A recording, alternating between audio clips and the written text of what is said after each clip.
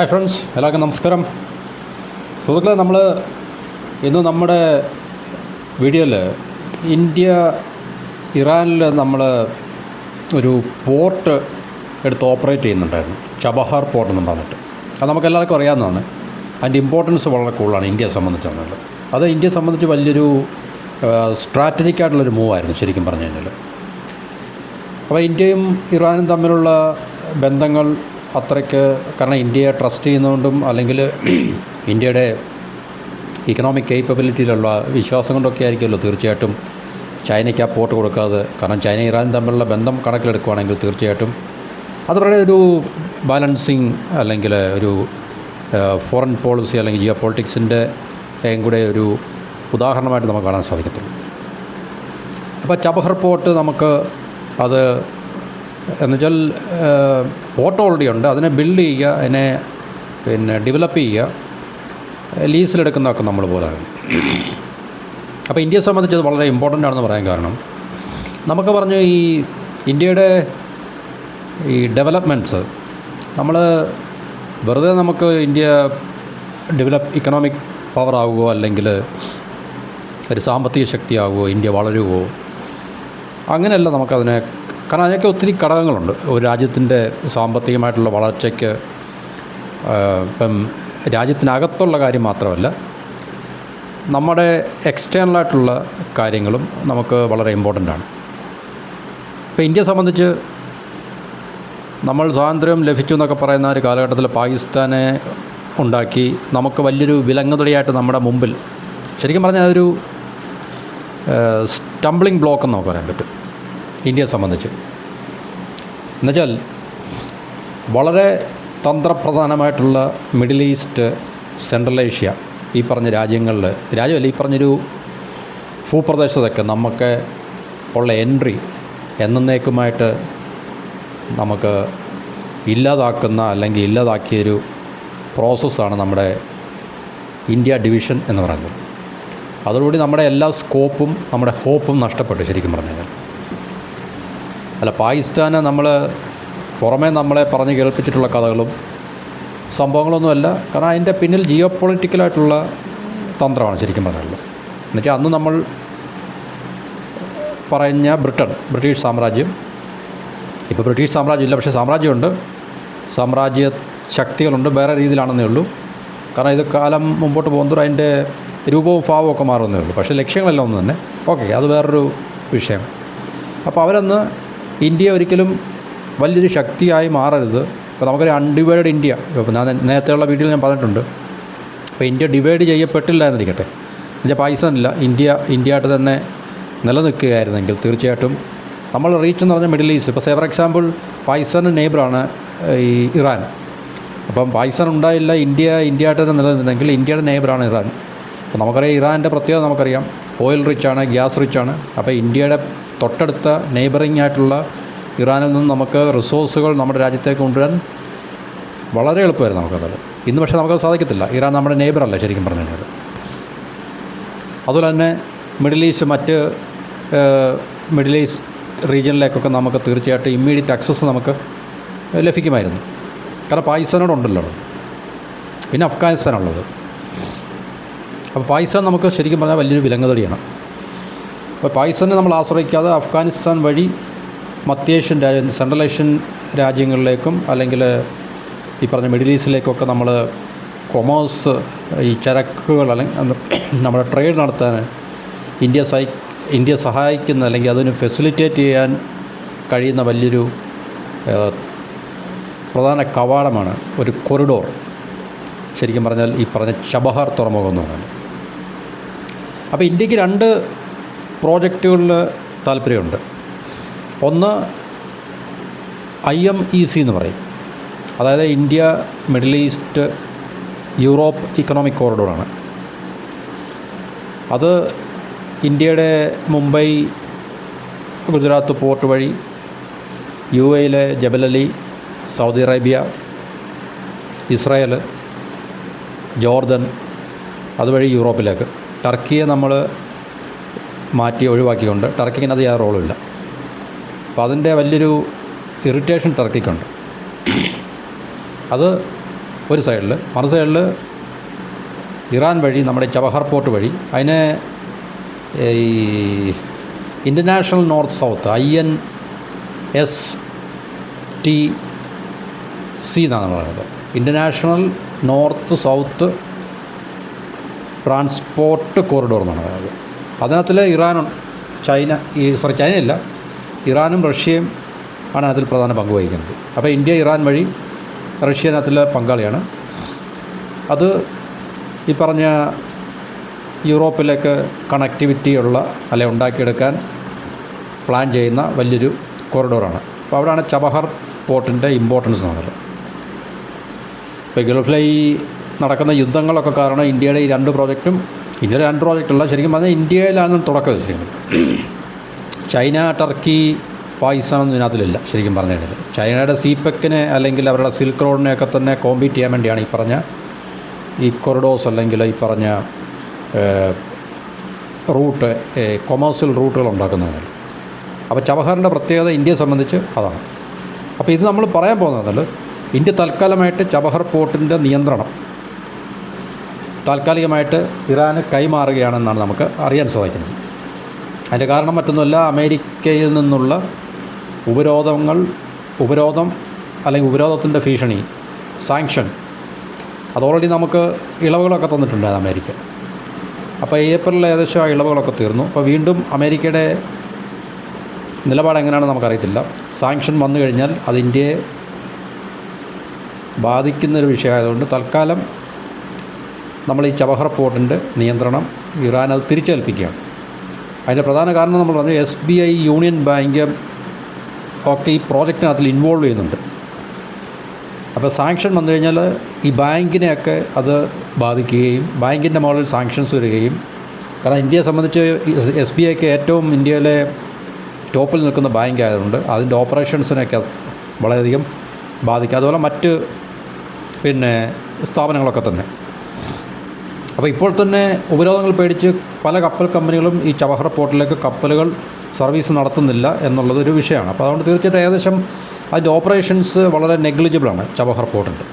നമുക്കറിയാം ഇനിയിപ്പോൾ ഈ ഒരു സാഹചര്യങ്ങളെല്ലാം തണുത്ത് അതിനകത്തിൽ ഏതെങ്കിലുമൊക്കെ തീർപ്പുകൽപ്പൊക്കെ ആയിക്കഴിഞ്ഞാൽ മാത്രമേ ഒരു ഉണർവുണ്ടാകത്തുള്ളൂ. കാരണം ഇപ്പോഴും നമുക്കറിയില്ല, കോൺഫ്ലിക്റ്റ് ഇപ്പോഴും ഇങ്ങനെ ലൈവായിട്ട് നിൽക്കുകയാണ്. തിരിച്ചു അതിനകത്തൊരു ഫിനാലെ എന്ന് നമ്മൾ പറയുന്നത്, അല്ലെങ്കിൽ ഒരു ഫൈനലൈസേഷൻ അല്ലെങ്കിൽ അതിനൊരു സൊല്യൂഷൻ ഇതുവരെയൊന്നും ആയിട്ടില്ല.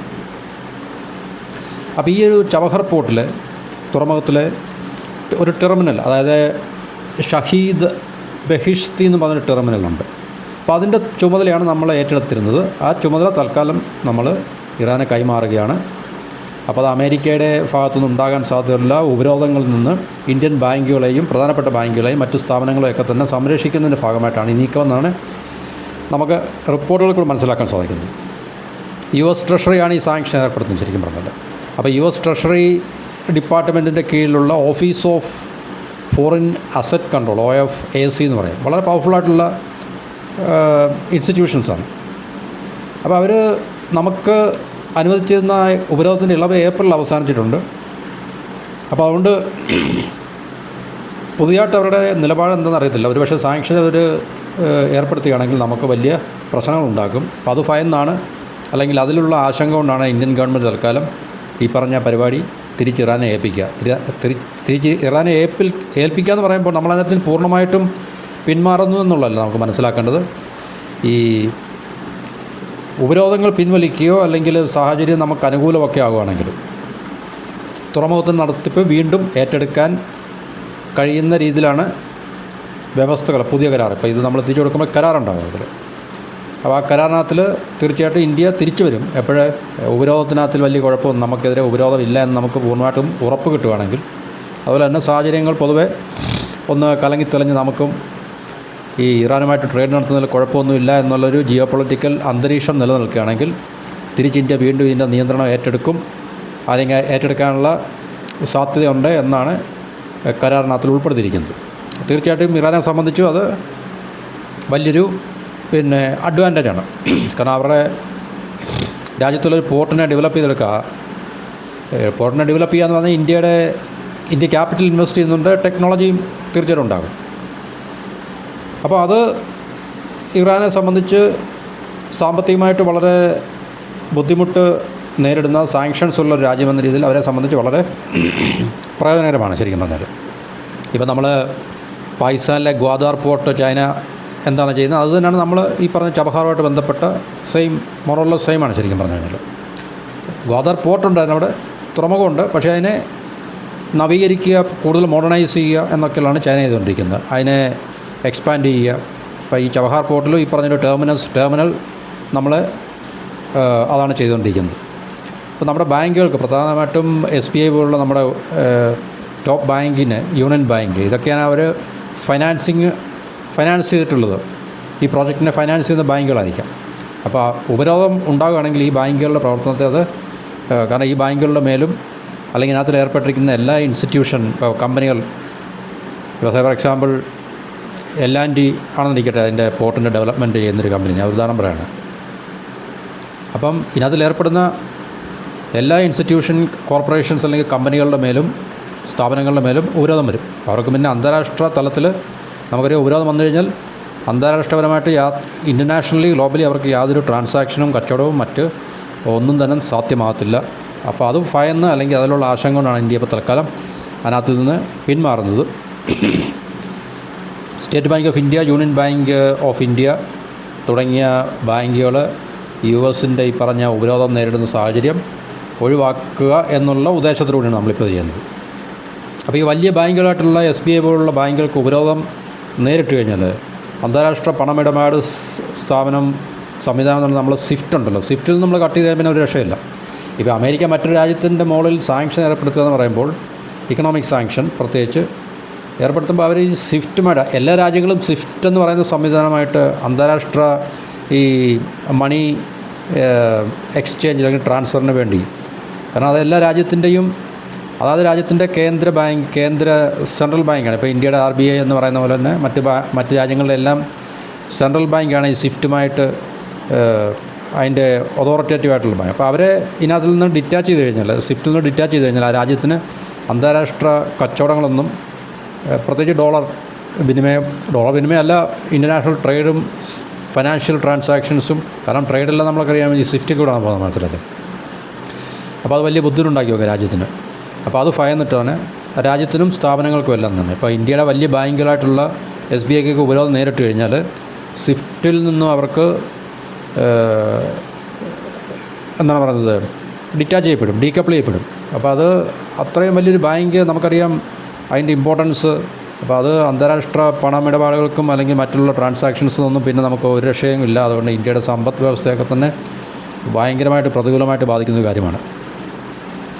അപ്പോൾ അത് ബാങ്കിൻ്റെ ലക്ഷക്കണക്കിന് ഉപഭോക്താക്കളെയും ബിസിനസ്സുകാരെയൊക്കെ തന്നെ, കാരണം നമ്മൾ ഇപ്പോൾ അമേരിക്കയായിട്ട് മാത്രമല്ല മറ്റേതെല്ലാം രാജ്യങ്ങളുമായിട്ട് നമ്മൾ SBI വഴി പല ബിസിനസ്സുകാരും SBI ബാങ്കിലെ കസ്റ്റമേഴ്സാണ്, അല്ലെങ്കിൽ കറണ്ട് അക്കൗണ്ട് ഉണ്ട്, അവരുടെ അന്താരാഷ്ട്ര ഇടപാടുകൾ, ട്രേഡുകൾ നടത്തുന്നത്, ഇമ്പോർട്ടും എക്സ്പോർട്ടും എല്ലാം നടത്തുന്നത് ഈ ബാങ്കിൽ കൂടെ സ്വിഫ്റ്റ് വഴിയാണ്. അപ്പോൾ അത് ബ്ലോക്കായി കഴിഞ്ഞാൽ പിന്നെ അത് ഒന്നും നടക്കത്തില്ല. അത് ഇന്ത്യയെ സംബന്ധിച്ച് വലിയ തിരിച്ചടിയായിരിക്കും. അത് സാമ്പത്തികമായിട്ട് നമുക്ക് വലിയ പ്രത്യാഘാതം ഉണ്ടാക്കി വെക്കുന്നൊരു കാര്യമാണ്. അപ്പം ചബഹാർ പോർട്ടിൻ്റെ പ്രാധാന്യം നമ്മൾ പറഞ്ഞു. പാകിസ്ഥാനെ നമുക്ക് എന്താണ് പറയുന്നത്, ഒഴിവാക്കിക്കൊണ്ട് അഫ്ഗാനിസ്ഥാൻ വഴി അല്ലെങ്കിൽ അഫ്ഗാനിസ്ഥാനിലേക്കും അതുപോലെ തന്നെ അഫ്ഗാനിസ്ഥാനിൽ നിന്നും അല്ലെങ്കിൽ മധ്യേഷ്യയിലേക്കും മറ്റ് യൂറോപ്പിലേക്കൊക്കെ തന്നെ നമുക്ക് നമ്മളുടെ ട്രേഡ് നടത്തുവാനും അല്ലെങ്കിൽ ട്രേഡ് കോറിനോട് നമുക്ക് എക്സ്പാൻഡ് ചെയ്യാനും കഴിയുന്ന തരത്തിലുള്ള ഒരു തന്ത്രപ്രധാനമായിട്ടുള്ളൊരു പോർട്ടാണ് ചബഹാർ പോർട്ട് എന്നുള്ളത്. അപ്പോൾ അതിൽ ഈ നിലവിലെ ക്രമീകരണം, അതായത് ഇപ്പോൾ നമ്മൾ തൽക്കാലം ഇതിനകത്ത് നിന്ന് പിന്മാറുന്നു എന്ന് പറയുന്നത് ഇന്ത്യ ഇതിനകത്ത് നിന്ന് പെർമനൻ്റായിട്ട് പിന്മാറുന്നതല്ല.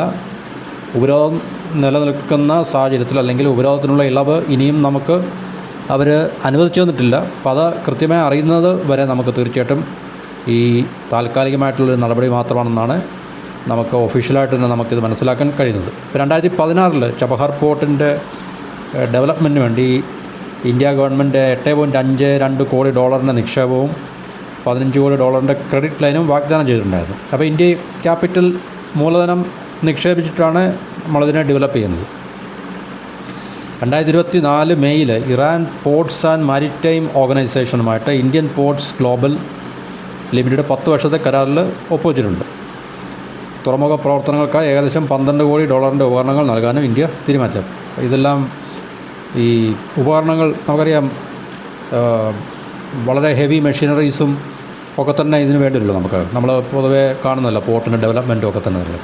അപ്പോൾ നിസ്സാരമായിട്ടുള്ള കാര്യമല്ല. അപ്പോൾ $12 കോടി ഉപകരണങ്ങളൊക്കെ തന്നെ ഇന്ത്യ ഇതിനു വേണ്ടി, ഡെവലപ്മെൻറ്റിന് വേണ്ടി അല്ലെങ്കിൽ ഇതിൻ്റെ അപ്ഗ്രഡേഷന് വേണ്ടിയൊക്കെ തന്നെ നൽകാമെന്ന് ഈ പറഞ്ഞ കരാറ് വഴി നമ്മളതിനെ അംഗീകരിച്ചിട്ടുണ്ടായിരുന്നു. അപ്പോൾ ചബഹാർ പോർട്ട് നമുക്കറിയാം, ഇറാനും അമേരിക്കയും തമ്മിലുള്ള വിഷയങ്ങൾ, സാങ്ഷൻഡ് കൺട്രിയാണ് ഇറാൻ. അപ്പോൾ ചബഹാറുമായിട്ട് ബന്ധപ്പെട്ട് 2018 നമുക്ക് US ചില ഉപരോധത്തിൻ്റെ ഇളവുകളൊക്കെ നൽകിയിട്ടുണ്ടായിരുന്നു. അത് പിന്നീട് പിൻവലിക്കുകയും ചെയ്തിട്ടുണ്ടായിരുന്നു. പിന്നീട് ചില നിബന്ധനകളോടത് ഇളവുകൾ അവർ അനുവദിച്ചു. 2026 ഏപ്രിൽ, ഈ വർഷം ഏപ്രിൽ 26 ആ ഇളവുകളെല്ലാം അവസാനിച്ചു. പക്ഷേ ഇതുവരെ അതിനുശേഷം അവരുടെ ഭാഗത്തുനിന്ന് കൃത്യമായിട്ടുള്ള ഒരു എന്താണ് നിലപാടെന്നുള്ളത് നമുക്കറിയാൻ സാധിച്ചില്ല. പക്ഷേ ഏത് സമയത്തും അമേരിക്കയുടെ ആ ഒരു തീരുമാനം ഉണ്ടാകാം. അപ്പം അത് നമുക്ക് അനുകൂലമല്ലെങ്കിൽ തീർച്ചയായിട്ടും ഇന്ത്യയെ ഈ പറഞ്ഞ കാര്യങ്ങൾ കണക്കിലെടുക്കുമ്പോൾ ബാങ്കുകളുടെ ഓപ്പറേഷൻസ്, അതിൽ മറ്റ് പ്രധാനപ്പെട്ട നമ്മളുടെ, കാരണം ഇന്ത്യൻ കമ്പനികളാണല്ലോ അവിടെ പങ്കെടുക്കുന്നത്. അപ്പോൾ ഇന്ത്യൻ കമ്പനികൾ ഗ്ലോബലായിട്ടുള്ള ഏതെങ്കിലുമൊക്കെ ഗ്ലോബലായിട്ടുള്ള മൾട്ടിനാഷണൽ കമ്പനികളൊക്കെ തന്നെ ആയിരിക്കും. എന്നുവെച്ചാൽ മറ്റ് ലോകത്തിൻ്റെ പല ഭാഗങ്ങളും, ഇപ്പം ഫോർ എക്സാമ്പിൾ L&Tയുടെ കാര്യം തന്നെ എടുക്കാം, ഉദാഹരണമാണ്. അല്ലെങ്കിൽ മറ്റേതെങ്കിലും അതുപോലുള്ള ഈ പറഞ്ഞ ഹെവി വർക്കുകളൊക്കെ ചെയ്യുന്ന കമ്പനി, കോർപ്പറേഷൻസ്, അപ്പോൾ അവർ ലോകത്തിൻ്റെ മറ്റ് പല ഭാഗത്തുമൊക്കെ വർക്ക് ചെയ്യുന്നതായിരിക്കും. അപ്പോൾ അവരുടെ മേലിൽ ഉപരോധം വന്നു കഴിഞ്ഞാൽ അവർക്ക് തീർച്ചയായിട്ടും ആ വർക്കുകളിനകത്തിൽ അല്ലെങ്കിൽ അതുപോലുള്ള പ്രോജക്റ്റിനകത്തിൽ നിന്ന് അവർക്ക് ഇൻവോൾവ് ചെയ്യാൻ സാധിക്കത്തില്ല. അപ്പോൾ അത് ഭയന്ന് അല്ലെങ്കിൽ അതിൽ ആശങ്ക പ്രകടിപ്പിച്ചുകൊണ്ടാണ് നമ്മൾ തൽക്കാലം അതിനകത്തിൽ നിന്ന് പിന്മാറുന്നത് എന്നാണ് നമുക്ക് മനസ്സിലാക്കാൻ സാധിക്കുന്നത്. കപ്പലുകളുടെ കാര്യം നമ്മൾ പറഞ്ഞു. ഉപരോധത്തിൻ്റെ ആ ഒരു ഭീഷണി നിലനിൽക്കുന്നതുകൊണ്ട് പല കപ്പൽ കമ്പനികളും അവരുടെ ഈ ഉപരോധത്തിന് മാത്രമല്ല, പശ്ചിമേഷ്യയിൽ, വെസ്റ്റ് ഏഷ്യയിൽ അല്ലെങ്കിൽ ഗൾഫ്, മിഡിൽ ഈസ്റ്റിലുള്ള സംഘർഷാവസ്ഥ നിലനിൽക്കുന്നുണ്ട്. നമുക്കറിയാം, സ്ട്രെയിറ്റ് ഓഫ് ഹോർമസ് പോലുള്ള പ്രശ്നങ്ങളൊക്കെ കൊണ്ട് തന്നെ പല കമ്പനികളും അവരുടെ കപ്പൽ ഷിപ്പിംഗ് കമ്പനീസ് കപ്പലുകൾ അയക്കത്തില്ല അവരെ. കാരണം ഒന്ന് റിസ്ക്, രണ്ടെന്ന് ഇൻഷുറൻസ്, അതുപോലുള്ള ഫ്ലൈറ്റ്, ഇതുപോലുള്ള പ്രശ്നങ്ങളൊക്കെ വളരെ കൂടുതലായിരിക്കും. അപ്പോൾ ഈ ഭീഷണി, ഉപരോധ ഭീഷണി, പറഞ്ഞ യുദ്ധത്തിൻ്റെ ഭീഷണി, ഇതെല്ലാം കൂടെ ചബഹാറിൻ്റെ പ്രവർത്തനങ്ങളെ ആകെപ്പാടെ താറുമാറാക്കി വെച്ചിരിക്കുകയാണ്. കാരണം ഒരു തുറമുഖം എന്ന് പറയുമ്പം അവിടുത്തെ പ്രധാന അട്രാക്ഷൻ എന്താണ്? കപ്പലുകൾ, ചരക്ക് കപ്പലുകൾ വരിക, പോവുക, ചരക്ക് കൊണ്ട് വരിക, ഇവിടുന്ന് ചരക്ക് കയറ്റി മെർച്ചൻഡൈസ് കൊണ്ട് വരിക, ഇമ്പോർട്ട് എക്സ്പോർട്ട്. അപ്പോൾ കപ്പൽസ് വന്നില്ലെങ്കിൽ തുറമുഖത്തിൻ്റെ പ്രവർത്തനം മന്ദഗതിയിലാകും. തുറമുഖം കൊണ്ട് പ്രത്യേകിച്ച് പ്രയോജനമൊന്നും ഉണ്ടാകത്തില്ല. അപ്പോൾ അത് യുദ്ധത്തിൻ്റെ അടിസ്ഥാനത്തിലും ഈ പറഞ്ഞ ഉപരോധത്തിൻ്റെ ഭീഷണി നിലനിൽക്കുന്നുണ്ടും കപ്പലുകൾ വരുന്നില്ല, കാര്യമായിട്ട് പ്രവർത്തനം നടക്കുന്നില്ല. കാരണം ഉപരോധം നേരിടുന്നുള്ള ആശങ്ക പല ഷിപ്പിംഗ് കമ്പനീസിനുണ്ട്. വിദേശ കപ്പൽ കമ്പനികളൊക്കെ തന്നെ സർവീസ് നടത്താൻ മടിക്കുന്നതും ഈ പോർട്ടിൻ്റെ ഓപ്പറേഷൻ അത്ര ഒരു നമുക്ക് അനുകൂലമായിട്ടുള്ള സാഹചര്യം സൃഷ്ടിക്കുന്നില്ല. അതേസമയം തുറമുഖത്തിൻ്റെ പ്രവർത്തനങ്ങൾ തടസ്സപ്പെടാതിരിക്കാനും അടിസ്ഥാന സൗകര്യങ്ങളുടെ സുരക്ഷ ഉറപ്പാക്കാനും ഒക്കെ തന്നെ, അടിസ്ഥാന സൗകര്യങ്ങളുടെ സുരക്ഷ ഉറപ്പാക്കുക എന്ന് പറഞ്ഞാൽ, ഇപ്പോൾ ഇന്ത്യക്ക് ഇസ്രായേലുമായിട്ട് നല്ല അടുത്ത ബന്ധമുള്ളത് ഒരു പക്ഷേ തീർച്ചയായിട്ടും ഇന്ത്യയുടെ ഒരു അസറ്റ് ആയതുകൊണ്ട് ഈ ചബഹാർ പോർട്ടിൻ്റെ മുകളിലേക്ക് ഒരു പക്ഷേ, അതുപോലെ തന്നെ ഇന്ത്യ അമേരിക്കൻ തമ്മിലുള്ള സ്ട്രാറ്റജിക് പാർട്ണർഷിപ്പിൻ്റെയൊക്കെ പശ്ചാത്തലത്തിൽ ഒരു പക്ഷേ അവർ ഈ പോർട്ടിനെ, ഇറാനിൽ മറ്റ് ആക്രമണങ്ങളൊക്കെ നടന്നിട്ടുണ്ടെങ്കിൽ ഈ പോർട്ടിനെ ഒരു പക്ഷേ ആക്രമിക്കാനുള്ള സാധ്യത വളരെ കുറവായിരിക്കും. അത് ഇന്ത്യയുടെ ഇൻവോൾവ്മെൻ്റ് ഉള്ളതുകൊണ്ടായിരിക്കും തീർച്ചയായിട്ടും. അപ്പോൾ ഇതിൻ്റെ സുരക്ഷയൊക്കെ ഉറപ്പാക്കാനും അതുപോലെ തന്നെ അടിസ്ഥാന സൗകര്യങ്ങൾ തടസ്സപ്പെടാതിരിക്കാനൊക്കെ ഇന്ത്യ ഇറാനും തമ്മിൽ ചർച്ചകൾ തുടരുകയാണെന്നാണ് പറയുന്നത്.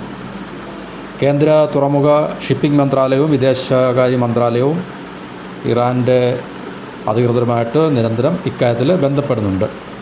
അപ്പോൾ അത് നമുക്ക് തീർച്ചയായിട്ടും ഇത് ഒഫീഷ്യലായിട്ട് തന്നെയുള്ളൊരു കാര്യമാണെന്നാണ് നമുക്ക് മനസ്സിലാക്കാൻ സാധിക്കുന്നത്.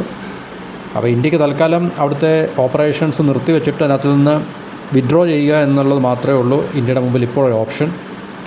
US-ൻ്റെ ഭാഗത്തുനിന്ന് ഉപരോധവുമായി ബന്ധപ്പെട്ട ഏതെങ്കിലും തരത്തിലുള്ള ഇളവുകളോ അല്ലെങ്കിൽ ഉപരോധം ഇനി ഉണ്ടാകത്തില്ലെന്നുള്ള ഏതെങ്കിലും ഉറപ്പ് ലഭിച്ചാൽ മാത്രമേ നമുക്ക് ഈ പോർട്ടിൻ്റെ ഓപ്പറേഷനുമായിട്ട് നമുക്ക് മുന്നോട്ട് പോകുവാൻ സാധിക്കത്തുള്ളൂ എന്നാണ് മനസ്സിലാക്കാൻ സാധിക്കുന്നത്. അപ്പോൾ ഇതാണ് നമുക്ക് ചബഹർ പോർട്ടിനെ നമുക്ക് വളരെ തന്ത്രപ്രധാനമായിട്ടുള്ളൊരു ഇമ്പോർട്ടൻസ് നമ്മളെ സംബന്ധിച്ചുണ്ട്. അപ്പോൾ അത് നമുക്ക് നഷ്ടപ്പെടുക എന്നുള്ളത് ഇന്ത്യയെ സംബന്ധിച്ച് വലിയൊരു നമ്മളുടെ എന്താ പറയുന്നത്, മറ്റു പല ഈ ഭാവി അടഞ്ഞതുപോലെ തന്നെ ഇനിയും നമ്മളുടെ ഇക്കണോമിക് ഗ്രോത്തിനെ ശരിക്കും പറഞ്ഞു കഴിഞ്ഞാൽ ന്യൂട്രലൈസ് ചെയ്യുന്ന, അല്ലെങ്കിൽ ഇന്ത്യക്ക് സാമ്പത്തികമായിട്ട് വളരാൻ സാധ്യതയുള്ള ഒരു സാധ്യത ഇല്ലാതാക്കുന്ന മറ്റൊരു കാര്യം കൂടെ ആയിരിക്കും ചബഹർ പോർട്ട് നമുക്ക് നഷ്ടപ്പെടുക എന്നുള്ളത്. അതുകൊണ്ട് തീർച്ചയായിട്ടും ഇന്ത്യ ഏത് വിധേനയും ഇത് നഷ്ടപ്പെടാതെ അമേരിക്കയുമായിട്ടും അതുപോലെ ബന്ധപ്പെട്ട രാജ്യങ്ങളുമായിട്ടും ഡിപ്ലോമാറ്റിക്കായിട്ടും അല്ലെങ്കിൽ അതുപോലുള്ള ബയലാറ്ററായിട്ടുള്ള റിലേഷൻസ് വളരെ എന്താണ് പറയുന്നത് ഇഫക്റ്റീവായിട്ട് നടത്തിക്കൊണ്ട് ഇതിനെ എങ്ങനെയും നമ്മൾ നമ്മുടെ കയ്യിലാക്കുക. അതിൻ്റെ ഓപ്പറേഷൻസിന് തടസ്സങ്ങളും അല്ലെങ്കിൽ ഈ പറഞ്ഞ ഉപരോധങ്ങളും ഒന്നും ഉണ്ടാകാതിരിക്കാൻ ഇന്ത്യ ശ്രദ്ധിക്കേണ്ടതാണ്. അത് ഇന്ത്യ ഗവൺമെൻറ് ഫലപ്രദമായിട്ട് ഇഫക്റ്റീവായിട്ട് നമ്മളുടെ ഷിപ്പിംഗ് മന്ത്രാലയവും ഫോറിൻ മിനിസ്ട്രിയും അതുപോലെ തന്നെ PMOയും എല്ലാം തന്നെ അത് ക്രിയാത്മകമായിട്ട് ചെയ്യുന്നുണ്ട് എന്നുള്ളതാണ് നമുക്ക് മനസ്സിലാക്കാൻ സാധിക്കുന്നത്. അപ്പോൾ ഇത്രയാണ് നമുക്ക് ഈ ടോപ്പിക്കുമായിട്ട് തൽക്കാലം ഷെയർ ചെയ്യാനുള്ളത്. മറ്റൊരു ടോപ്പിക്കുമായിട്ട് വീണ്ടും കാണാം. എല്ലാവർക്കും നന്ദി, നമസ്കാരം, and have A wonderful day.